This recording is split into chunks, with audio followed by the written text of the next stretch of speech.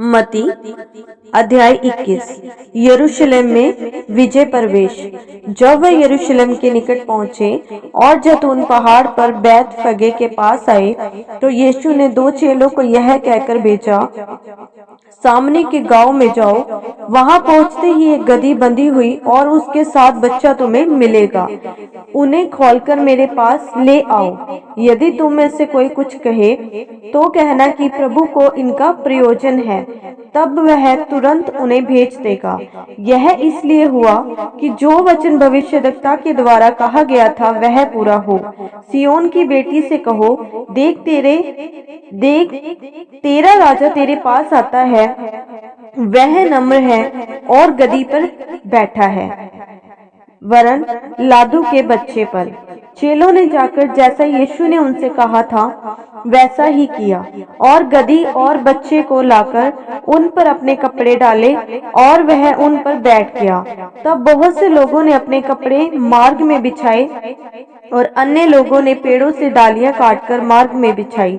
जो भीड़ आगे आगे जाती और पीछे पीछे चली आती थी, पुकार पुकार कर कहती थी, दाऊद के संतान होशाना, धन्य है वह जो प्रभु के नाम से आता है, आकाश में होशाना। जब उसने यरूशलेम में प्रवेश किया तो सारे नगर में हलचल मच गई और लोग कहने लगे, यह कौन है? लोगों ने कहा, यह गलील के नासरत का भविष्यद्वक्ता यीशु है। मंदिर से व्यापारियों का निकाला जाना। यीशु ने परमेश्वर के मंदिर में जाकर उन सबको जो मंदिर में लेन देन कर रहे थे निकाल दिया और सराफों के पीढ़े और कबूतर बेचने वालों की चौकियां उलट दी और उनसे कहा, लिखा है, मेरा घर परमेश्वर का घर कहलाएगा, परंतु तुम उसे डाकुओं की खो बनाते हो। तब अंधे और लंगड़े मंदिर में उसके पास आए और उसने उन्हें चंगा किया। परंतु जब प्रधान याजकों और शास्त्रियों ने इन अद्भुत कामों को जो उसने किए थे और लड़कों को मंदिर में दाऊद के संतान को होशाना पुकारते हुए देखा, तो वे क्रोधित हुए और उससे कहने लगे, क्या तू सुनता है कि ये क्या कहते हैं? यीशु ने उनसे कहा, हाँ, क्या तुमने यह कभी नहीं पढ़ा? बालकों और दूध पीते बच्चों के मुंह से तूने अपार स्तुति कराई। तब वह उन्हें छोड़कर नगर के बाहर बैतनिय्याह को गया और वहां रात बिताई। फल रहित अंजीर का पेड़।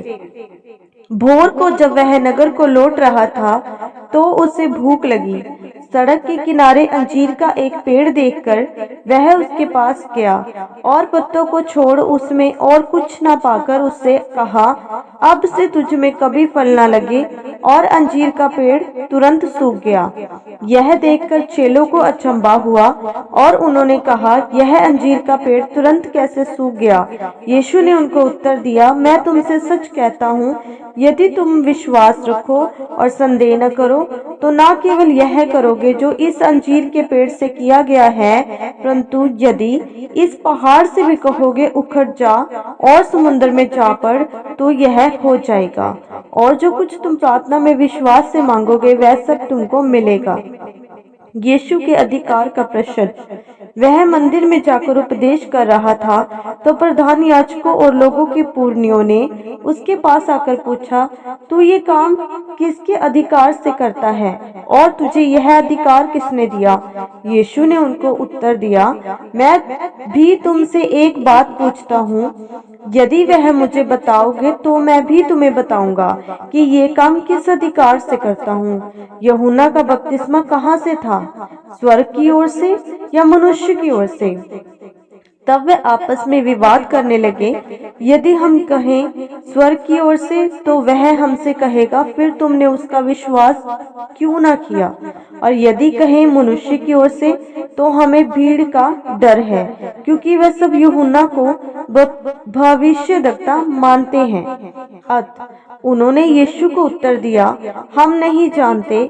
उसने भी उनसे कहा, तो मैं भी तुम्हें नहीं बताता कि ये काम किस अधिकार से करता हूँ। दो पुत्रों का दृष्टांत। तुम क्या सोचते हो? किसी मनुष्य के दो पुत्र थे। उसने पहले के पास जाकर कहा, हे पुत्र, आज दाख की बारी में काम कर। उसने उत्तर दिया, मैं नहीं चाहूंगा, परंतु बाद में पछता कर गया। फिर पिता ने दूसरे के पास जाकर ऐसा ही कहा। उसने उत्तर दिया, जी हाँ, चाहता हूँ, परंतु नहीं गया। इन दोनों में से किसने पिता की इच्छा पूरी की? उन्होंने कहा, पहले ने। यीशु ने उनसे कहा, मैं तुमसे सच कहता हूँ कि महसूल लेने वाले और वेश्याएं तुम में से पहले परमेश्वर के राज्य में प्रवेश करते हैं, क्योंकि यूहन्ना धर्म का मार्ग दर्शाते हुए तुम्हारे पास आया और तुमने उसका विश्वास ना किया, पर महसूल लेने वालों और वेश्याओं ने उसका विश्वास किया, और तुम यह देखकर बाद में भी ना पछताए कि उसका विश्वास कर लेते। दुष्ट किसानों का दृष्टांत। एक और दृष्टांत सुनो। एक गृहस्वामी था जिसने दाख की बारी लगाई। उसके चारों ओर बड़ा बाड़ा बांधा, उसमें रस का कुंड खोदा और गुम्मट बनाया, और किसानों को उसका ठेका देकर परदेश चला गया।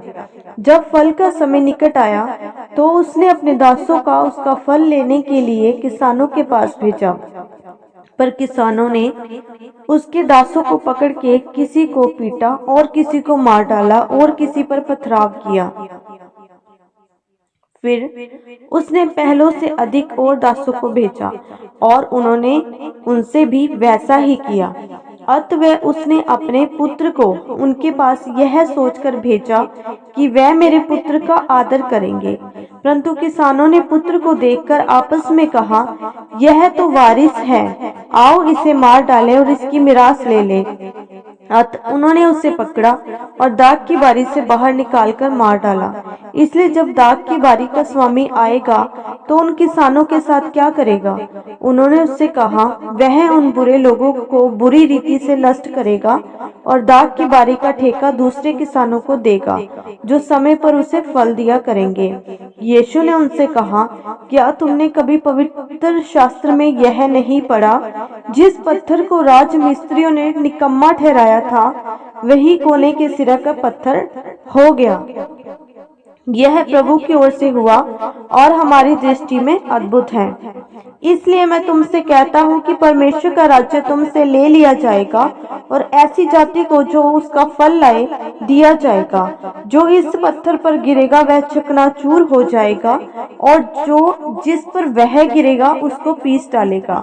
प्रधान याजक और फरीसी उसके दृष्टांतों को सुनकर समझ गए कि वह उनके विषय में कहता है, और उन्होंने उसे पकड़ना चाहा, परंतु लोगों के डर से डर गए, क्योंकि वह उसे भविष्यद्वक्ता मानते थे।